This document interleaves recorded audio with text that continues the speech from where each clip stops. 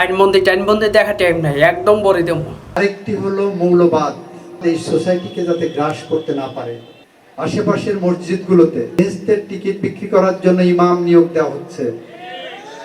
আমি অনুরোধ করব আপনাদেরকে যে উদ্যোগ যারা নিয়েছেন জনসচেতনতা বৃদ্ধি করে।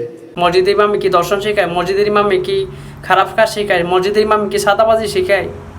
যে মসজিদের ইমামে কাছে দ্বারা যেমন যেত না, এইভাবে আইনমন্ত্রী মানুষে বোঝাইতেছে।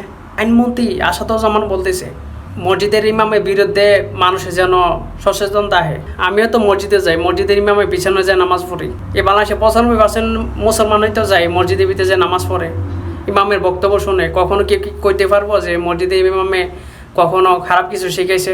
একটা বিষয় দেখে আমি খুব আশ্চর্য হইলাম, 95% মুসলমান দেশের মধ্যে একটা মানুষও এই বক্তব্য শোনার পরে কি প্রতিবাদ করলো না, কোনো একটা মিডিয়া প্রচার করলো না যে নেতার পিছিয়ে দৌড়তে আমি আমার ধর্ম ভুলে যাবো।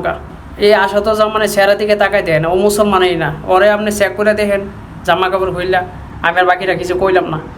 আমার মনে হয় যে সে মুসলমান, সে নামদারি আসাদুজ্জামান নাম দিয়েছে মুসলমানের নাম, আসলে সে মুসলমান না।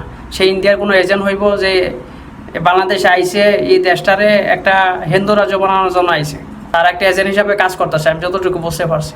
আর নয়তো তারা দাড়ি টুপির পিছনে এইভাবে লাগিয়ে পড়ছে কি জন্য আমার বোঝান। আরও তো অনেক কিছু আছে। দাড়ি টুপি দেখলে গা জ্বলতো হাসিনা, কই হাসিনা এখন আছে? গেছে কা নেতা আইব যাইব, এটি নিয়ম, কিন্তু ইসলাম ঠিকই থাকবো এই বাংলাদেশে।